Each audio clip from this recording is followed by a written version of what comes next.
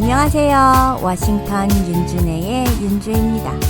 요새 제 친구 하나가 새 집을 사려고 집을 보러 다니고 있거든요. 집 보러 다니는 거 전 너무 힘들던데 이 친구는 너무 재밌대요. 연주야, 너무 마음에 드는 집을 찾았어. 학군도 좋고 가격도 내 버짓하고 잘 맞고 야채 키울 수 있는 텃밭도 있고 바로 나오면 프리웨이 탈 수 있어서 교통도 좋고. 어머, 잘됐다. 지난번 집도 마음에 든다 했었는데 학군이 썩 별로였잖아. 그 전 집은 회사랑 너무 멀고 교통이 별로라고 하고. 그럼 이번 집으로 하기로 결정한 거야? 근데 그게 참 난감한데 집 주소가 444번이야. 진짜? 에이, 얘는 뭘 미신을 믿고 그래. 저도 말은 그렇게 했지만 뭐 어때 그냥 사 라고는 말 못하겠더라고요. 집을 렌트하는 것도 아니고, 아니 렌트라고 해도 444번은 좀 그런데 저도 엄청 망설여질 것 같았어요. 청취자분들은 어떠실 것 같아요? 사고 싶은 새 집이 다 마음에 쏙 드는데 주소가 444번이라면요? 또는 666번이라면요? 미신을 별로 믿지 않는 사람도 좀 망설여질 것 같아요. 좋은 게 좋은 거라고. 이왕이면 좋은 번호가 좋잖아요. 실제로 미국의 레이건 전 대통령은 퇴임 후에 고향의 집 주소가 666번지인 것을 보고 668번지로 바꾼 일화도 있었어요. 제 친구도 알아봤더니 집 번호를 바꿀 수는 있는데 승인을 받기까지가 엄청 까다롭고 힘들다네요. 666이라는 숫자는 악마의 숫자 또는 사탄의 숫자, 이렇게 많이 알고 있잖아요. 원래 기독교 성경의 요한계시록에서는 숫자 6이 3번 겹치는 666을 짐승의 숫자로 기록하는 등 절대 금기로 여기고 있어요. 특히 사람의 몸에 이 숫자가 새겨지는 것은 종말을 의미하는 걸로 받아들입니다. 그래서요, 2006년 6월 6일 혹시 기억나세요? 그때 미국뿐 아니라 서구에서도 악마의 날로 생각해서 많은 사람들이 초긴장하고 있었어요. 그 당시 공포영화 그 오멘 비슷한 무슨 악마 영화가 리메이크 되어서 개봉하기도 했었거든요. 숫자와 관련된 미신들 믿으세요? 어쨌든 2006년 6월 6일 그때 그 숫자가 100년 만에 숫자 6이 3번 겹치는 날이라고 아주 언론에서도 시끄러웠던 기억이 납니다. 또 기독교인들 가운데도 이날은 직장에서 새로운 결정을 하거나 중요한 계약에 서명을 하는 걸 꺼리는 사람이 많았었다고 하고요. 병원에서는 환자들이 이날을 피해 수술이나 분만 일정을 조정해달라는 민원이 잇따랐다고 해요. 특히 결혼 일정을 바꾸는 예비 부부들도 많았다고 하는데 뭐 미신을 믿으려는 건 아니겠지만 좋은 게 좋은 거다라는 심정으로 조금이라도 안 좋은 건 피하고 싶은 사람 마음은 다 똑같지 않을까요? 새해 운 봐드립니다. 해마다 연초에는 점집이 붐빈다죠. 인류가 미신을 믿어온 역사는 깊어요. 인간의 공통 조상이 나타난 600만 년 전부터 네안데르탈인과 호모사피엔스가 분화한 100만 년 전 사이에 미신이 생겨났을 것으로 추정이 돼요. 1908년 프랑스 한 동굴에서 발견된 네안데르탈인의 무덤에 미신의 흔적이 있었다고 하는데요. 그 무덤 안에서는 시체뿐 아니라 죽은 이가 사용한 물건도 함께 나왔답니다. 네안데르탈인이 시체를 매장했다는 것은 죽음 이후의 삶, 그러니까 사후 세계에 대한 개념이 있었다고 판단할 수 있는 근거라고 하네요. 미신의 탄생에는 시대 상황이 큰 영향을 주는데 경제 위기나 전쟁 등으로 인해 사회적 불안이 커지면 사람들은 미신에 집착하는 경향을 보여요. 그래서 나라가 불안정하면 더 많이 점을 본다고 하잖아요. 독일의 한 기록에 따르면 경제공황이 닥치고 1차 세계대전에서 패한 1918년과 2차 세계대전이 일어난 다음 해인 1940년에 사람들이 미신에 광적인 집착을 보였다고 합니다. 제가 오래전에 본 미신에 관련된 책에서 이런 내용이 있었는데요. 세상에 이해할 수 없는 미신이 있다면 그건 미신이 이상한 게 아니라 그 미신이 생겨날 수밖에 없던 시대 상황이 이상한 것이다 라고요. 저희 어릴 땐 집집마다 문지방이라는 곳이 있었어요. 미국엔 그게 거의 없죠? 그런데 어린 아이들은 그 문지방에 올라서길 왜 그리 좋아했는지, 어른들이 복 달아난다고 문지방에 올라서지 말라고 했는데 이상하게 하지 말라고 하면 더 하고 싶죠. 왜 어린 아이들은 튀어나온 곳이면 밟아보고 싶고 높이 솟아오른 곳이면 올라가고 싶고 그렇잖아요. 저도 외할머니한테 정말 많이도 혼났어요. 문지방이 뭐라고 밟으면 복이 달아난다고. 이 미신은 옛날에 장례 문화에서 비롯된 것이라고 하네요. 옛날 장례 문화를 살펴보면 돌아가신 분을 집 안에 모시고 문상을 받았는데 집을 떠나 장자로 갈 때 미련을 버리시오라는 의미로 문지방에 바가지를 놓고 관으로 내리 부수고 나갔다고 해요.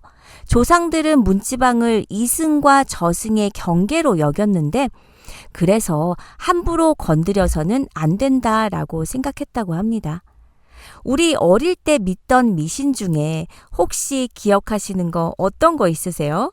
저는 꼭 지켰던 미신 중에 하나가 빨간색으로 이름 쓰지 않기예요. 초등학생 때 제 짝이 저 괴롭히느라고 빨간색으로 제 이름 써서 제가 지우면서 막 울었던 기억이 있어요. 정말 엄마 죽을까 봐서. 제 생각에 최악의 미신은 시험 기간에 씻으면 안 된다고 믿는 학생들이었어요. 안 씻었어? 씻으면 시험을 망치더라고. 자신만의 징크스라며 씻으면 공부한 게 씻겨 내려간다는 나름의 논리도 있어요. 징크스도 미신이죠. 또 뭐 아이들 다리 떨면 엄마가 다리를 탁 치면서 복 나가! 다리 떨지 마! 밤에 손톱 깎으면 쥐가 내 손톱을 먹고 분신술을 쓴다 라는 얘기도 진짜로 믿고 밤에 손톱 절대 안 깎는 사람도 있고요. 밥 먹다가 숟가락 밥에 꽂아놨다고 고모한테 된통 혼난 적도 있었고요. 또 뭐 숟가락을 뒤집어 놓거나 떨어뜨리면 재수가 없다는 미신도 있더라고요. 그럼 미신이 무엇인가요? 합리적 근거와 개연성이 없는 일을 맹목적으로 믿는 것이죠. 미신을 믿어서 큰 손해날 건 없지만 미신의 부정적 효과도 분명 있어요. 미신의 메인 삶은 건강한 삶과는 거리가 멀죠. 제 생각은 작은 미신들이야 별로 큰 영향을 안 줄 수도 있지만 간혹 큰 미신들은 나에게 크게 해로움을 끼칠 수도 있거든요. 예를 들어 물 건너는 게 위험해. 가려고 했던 곳 가면 안 되겠어. 라는 점집의 말에 몇 달 전부터 준비한 여행을 취소하는 사람이 있어요. 궁합이 안 좋아. 결혼하면 오래 못 가. 라는 말에 사랑하는 이와 헤어지는 이도 있고요. 심지어 아픈 아이를 병원에 데려가기보다 구술하는 사람도 여전히 존재해요. 이들은 분명 정서적 안정감을 얻었을 테죠. 하지만 이런 정서적 안정감은 건강한 것일까요? 아니에요. 정서적 안정감을 얻는 대가로 더 큰 것을 잃었잖아요.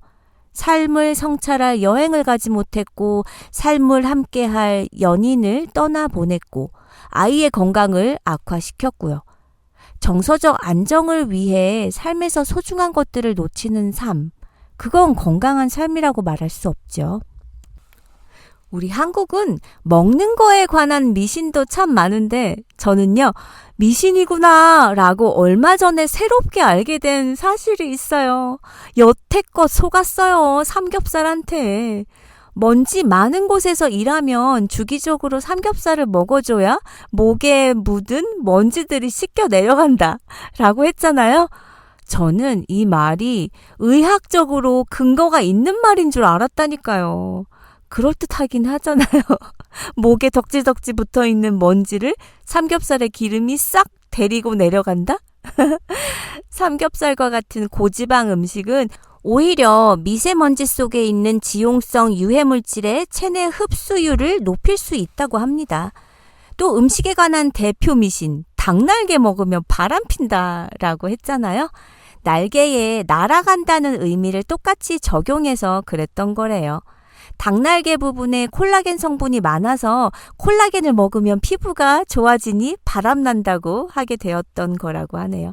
그리고 고기가 귀했던 시절에 예전에 남아선호 사상 때문에 여성이 고기를 먹을 수 있는 경우가 드물었겠죠.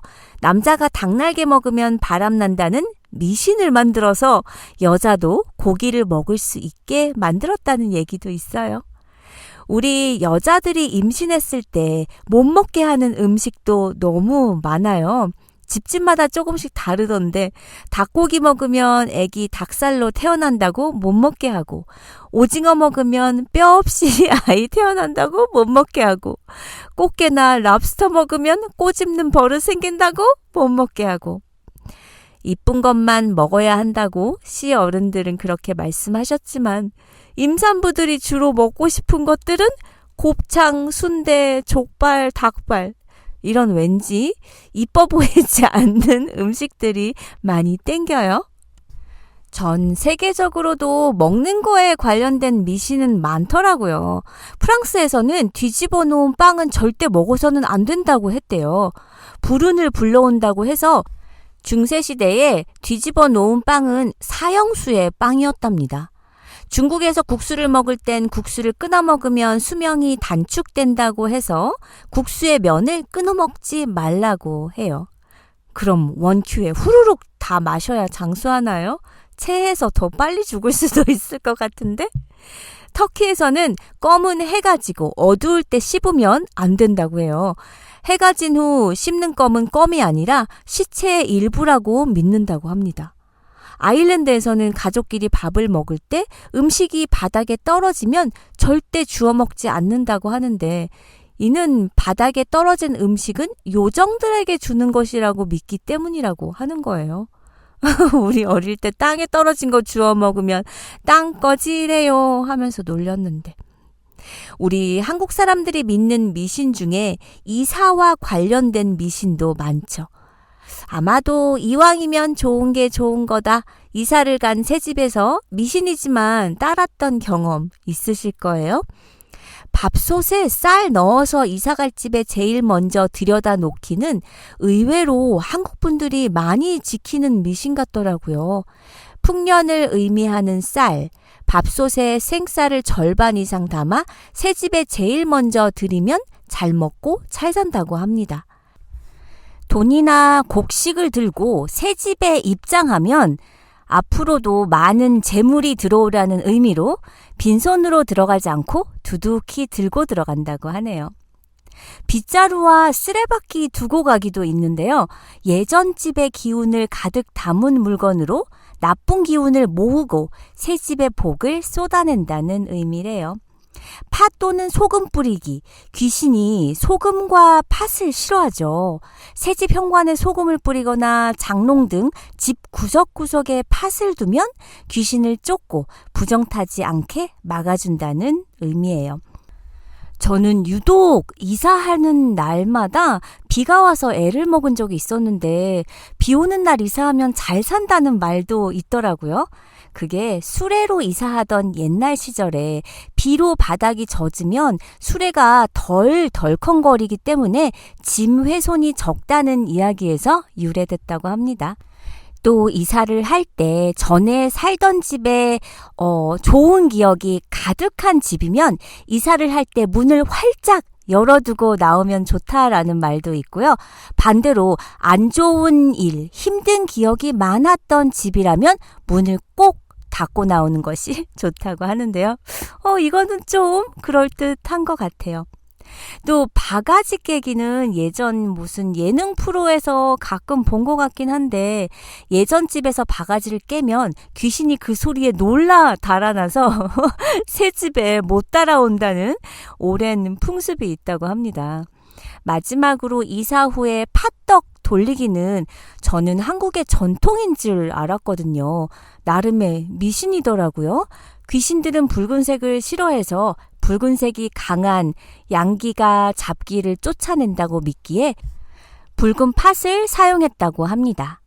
이사 후에 시루떡을 돌리는 이유는 시루떡을 만들어 이웃들과 나눠 먹음으로써 집안의 잡기와 애군을 막고 이웃과 친해지기 위함이 더불어져 있다고 하네요.